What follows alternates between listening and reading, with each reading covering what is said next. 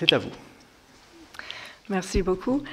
Je suis avec Olivier qui va avancer des diapos derrière parce que c'est assez technique ce qu'on avait fait. Donc, comme disait Jean-François, c'est une présentation un peu différente dans le sens qu'on n'est pas des juristes, mais on est plutôt entre le domaine d'anthropologie et biologie et aussi des ayants droit. Donc, on a un double regard pour le sujet. On est ayant droit dans une section de commune dans le département de l'Ain. Donc, si on commence, il y a 3 points clés que je voulais faire retenir. Il y a beaucoup de spécialistes dans la salle. Il faut savoir qu'on avait fait ça comme un support plutôt général qui peut appuyer sur une proposition de loi qui favorise des communs. Donc, on essaie de les traiter en général, mais traiter beaucoup des cas différents. Donc, les communs fonciers existent dans toutes nos régions. Le deuxième point, je vais revenir systématiquement, ces communs fonciers apportent des services importants. Pourquoi alors vouloir les considérer comme invisibles ou désuets? C'est un mystère pour nous. Que risque de perdre l'État s'il ne reconnaît et ne protège ces communs fonciers dans toute leur diversité? Donc voici un schéma qui a été fait par 2 paysagistes pour nous aider à expliquer toutes ces notions. Que ces communs fonciers sont dans toutes nos régions. Donc ce schéma, ça représente les montagnes. On parle beaucoup des communs dans les montagnes, mais ça va jusqu'à la mer. Et donc, en montagne, on a les cas des estives, des alpages, l'usage agro-sylvo-pastoralisme. En descendant les pans, on rencontre des forêts, des prairies, sylvopastoralisme, et puis après des zones humides, et puis à la mer, aquaculture et même la pêche durable, on peut aussi dire. Donc, c'est présent dans toutes nos régions et même aussi dans les territoires et départements outre-mer. Et donc, si on regarde un paysage, on peut dire peut-être typique, on a un village, on a la chapelle, mais ce qui est sous couvert de la forêt végétale, sous couvert végétal, peut-être on ne se rend pas compte jusqu'à quel point on voit les parcelles qui sont reconnues par le cadastre, qui sont des parcelles gérées par les collectivités. Ici, on est en Lozère, chez l'Arlévêque, qui gère une forêt sectionnelle assez importante et qui a une commission syndicale, une gouvernance aussi assez importante. Donc, imaginons qu'autour de nous, avec chaque paysage, on doit imaginer où sont des communs. On ne doit pas les oublier. Un des problèmes qui est revenu dans la première présentation, c'était l'idée, la rationalité économique de l'État. Si on prend le cas des communs comme un modèle comme de l'iceberg, on voit la pointe de l'iceberg, on a les valeurs visibles, reconnues et soutenues, c'est souvent autour des impôts, des revenus. Mais ce qui n'est pas... Ce qui n'est pas souvent valorisé, c'est les valeurs souvent invisibles, mais importantes, non reconnues, non soutenues. C'est un modèle, c'est pas nous qui avons inventé ce modèle, on a repris ça avec le travail de Gibson et des autres. Mais on va revenir sur ces types de valeurs qui ne sont pas souvent tenues en compte, qui sont énormes. On vient de parler de la cohésion sociale, par exemple. On peut avancer. Donc, pour donner un exemple, jusqu'à quel point ces valeurs sont peut-être pas très visibles, on va focaliser sur un commun urbain, pas loin d'ici, en Colombe. Donc, c'était un espace pas utilisé qui était repris pour faire une ferme urbaine. Et il y avait des bénévoles, il y avait des citoyens qui s'impliquaient chez eux pour faire un centre de formation, un centre de recyclage dans cet espace. Et vers 2015, il y avait une proposition qui venait de la mairie, disant que là, c'est mieux en parking. Et donc, ces gens, c'est un asso qui s'appelle Art Urbain. Ils ont décidé de démontrer, de chiffrer leurs valeurs. Donc, ils ont dit que pour nous, ça vaut beaucoup plus que vous pensez. Et utilisant une méthode qui était publiée dans la littérature scientifique, ils ont dit, mais nous, ce qu'on fait, ça vaut au moins 300 000 € pour les valeurs déjà reconnues. Mais toutes les valeurs que vous avez vues tout à l'heure dans l'iceberg, dans la partie immergée, c'est les valeurs non reconnues qui dépassent 1 million. Malheureusement, c'était converti en parking quand même, et l'estimation de cette valeur, c'est 45 000 €. Et c'est tout.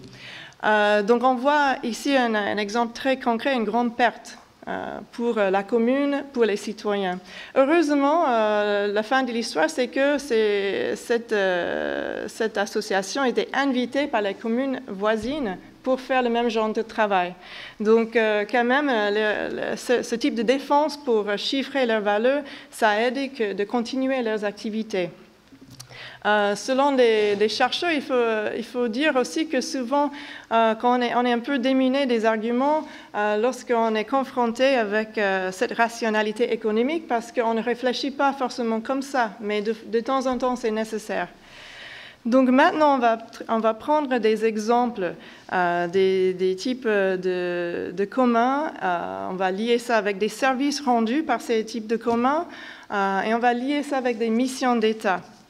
Et donc, si on parle, il faut revenir sur oui, on va revenir vers celui des forêts. Ah, ça avance toute seule. Bon, je vais juste essayer voilà. Pour les forêts, on peut dire une mission d'État, c'est la séquestration de CO2 des forêts. C'est de protéger ces forêts. Des fois, on parle des puits de carbone.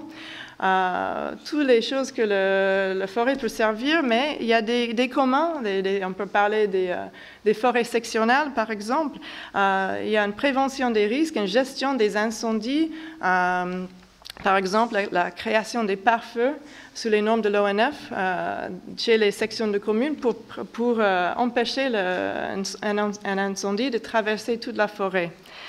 On va avancer? Oui. Et puis, pour les énergies renouvelables, pour la transition énergétique, on a deux cas assez intéressants. Il y a la pratique de l'affouage. Nous, on chauffe notre maison avec le bois de l'affouage chaque hiver. C'est court-circuit. Ça implique une gestion de la forêt sous le régime de l'ONF chez nous.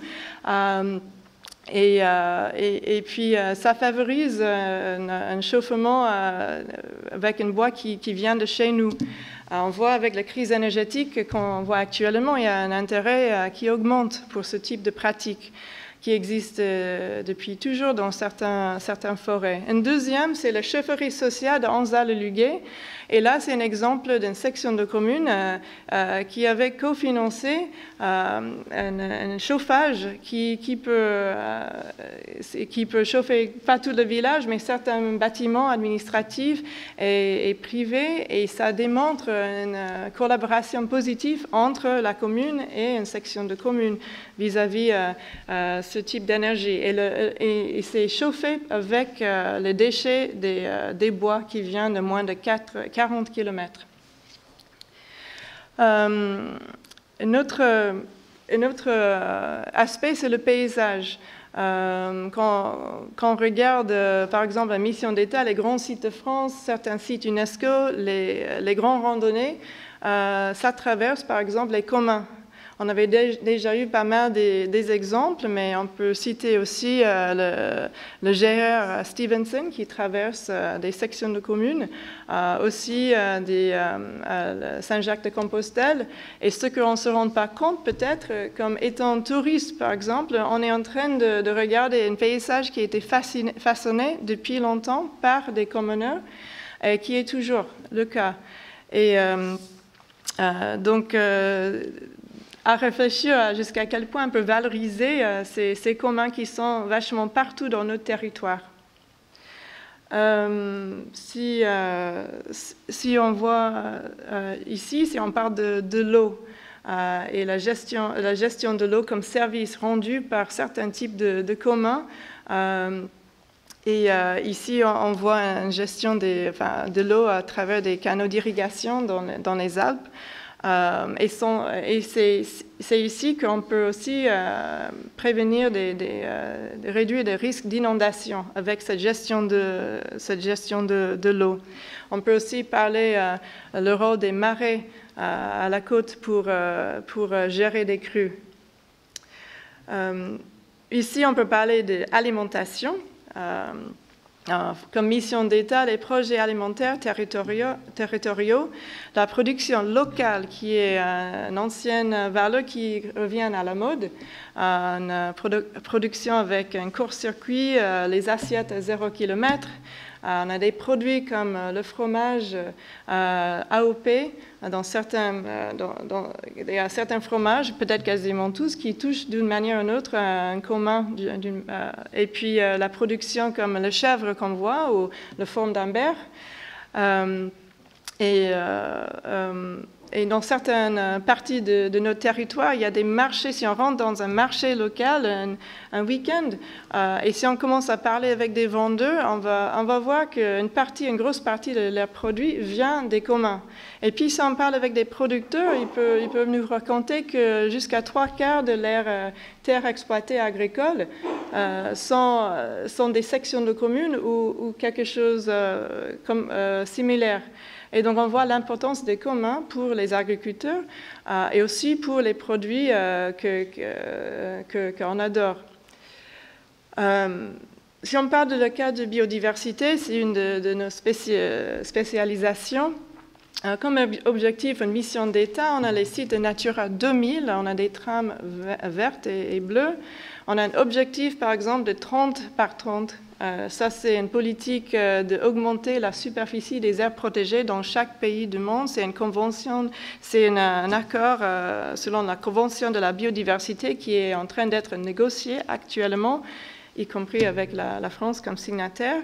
Et donc, ils cherchent comment ils vont reconnaître la biodiversité dans tout le territoire. Donc, il y a des études, il y a une étude qui vient de sortir il y a 2 jours par l'Union internationale pour la conservation de la nature France qui porte sur ce sujet-là. Et un des cas d'étude, il traite les communs et il donne un cas de Chélar-l'Évêque et c'est en Lozère et eux, ils gèrent des forêts avec un résultat positif pour la biodiversité.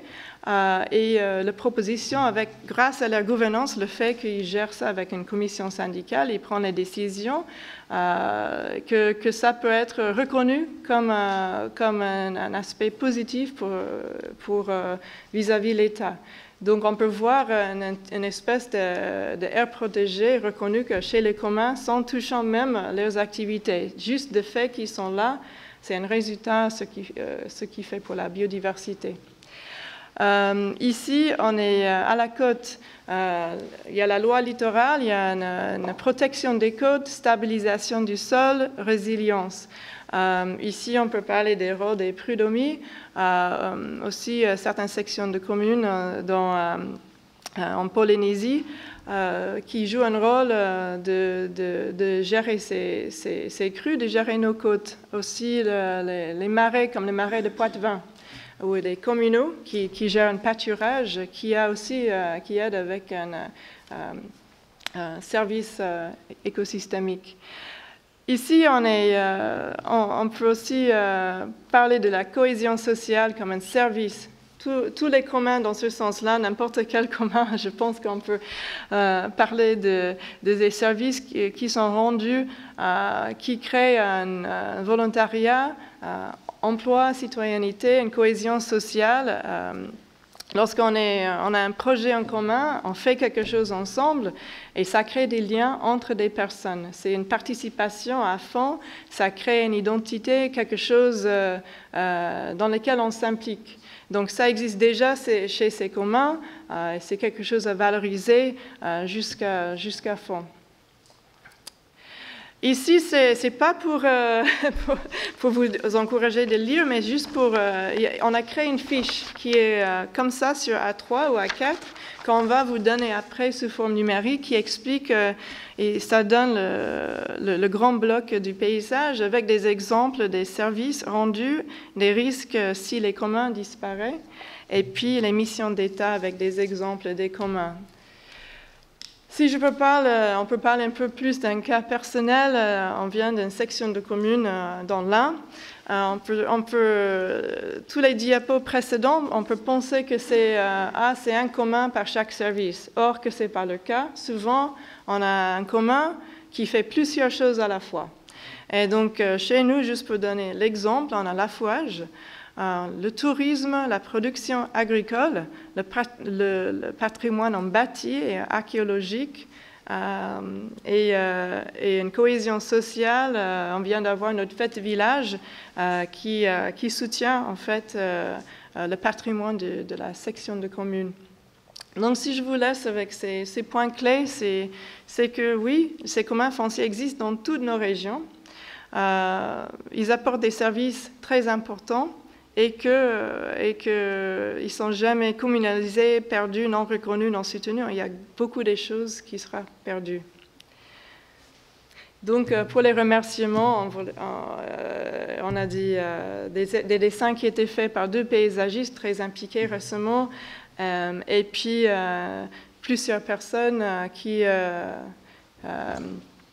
nous avaient inspirés et soutenus. Merci beaucoup.